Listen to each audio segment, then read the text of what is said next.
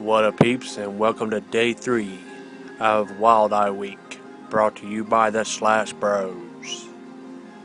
And here's what I watched tonight: The Tales of Poe, which has a fucking awesome cast.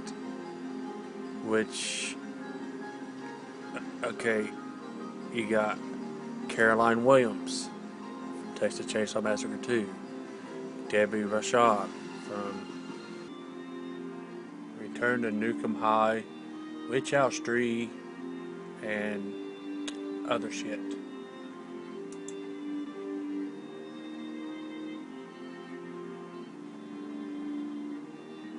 And you got Adrian King and Amy Steele from Friday the 13th.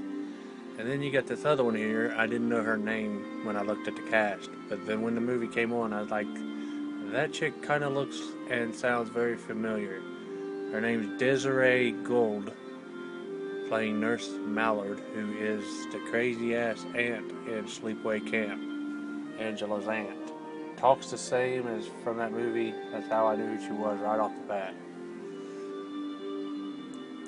The problem here is the awesome cast: Caroline Williams, Debbie Rashad, Adrian King, Amy Steele, Desiree Gould.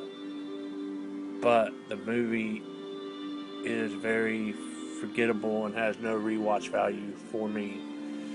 It is a trilogy of, like an anthology trilogy of Edgar Allan Poe stories with a modern twist. It says,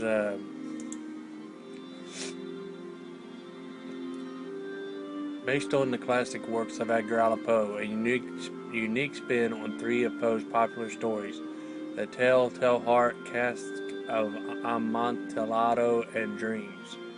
Directors Bart Mastronardi and Alan Rowe Kelly weave together a compelling and suspenseful anthology that will captivate Poe enthusiasts and horror fans alike.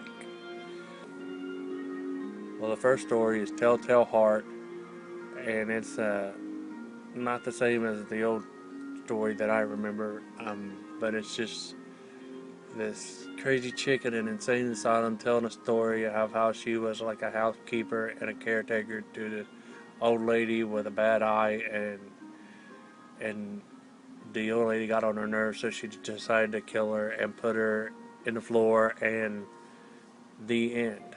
She was telling it to another lady in the insane asylum, and the other lady laughed at her and said it was a shitty story, so she pulled her tongue out and blood splattered everywhere, and yeah, the end.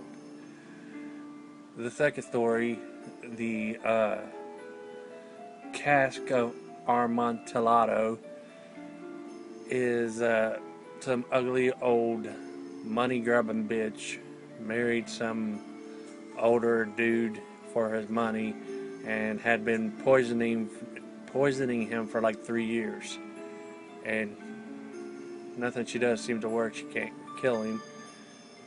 But then she has some other dude that's helping her smother him and try to kill him and bury him behind a brick wall. And then she kills the other guy that's helping her too.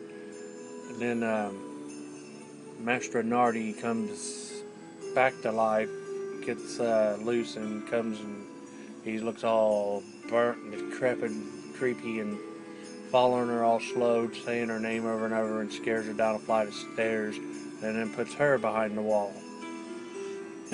Then the third one is just a mind fuck. I had no idea what I was watching. It's called Dreams, and it has a woman in the hospital bed, and then a nurse comes in and gives her some kind of shot, and then it seems like she's on a fucking acid trip. It has like a blue devil dancing around her hospital bed and getting in her face, and she touches its horn and it screams at her, and then she's frolicking through a fucking garden with someone dressed like they're out of Alice in Wonderland, and then she shows up at a table full of weirdos around a table like Alice in Wonderland, and then it ends with her in a room and a guy tap dancing all over the place, round and round her. It made no fucking sense.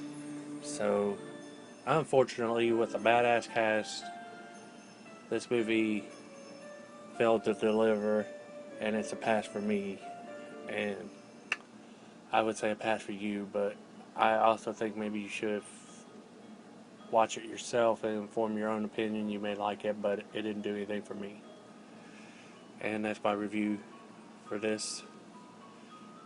Peace.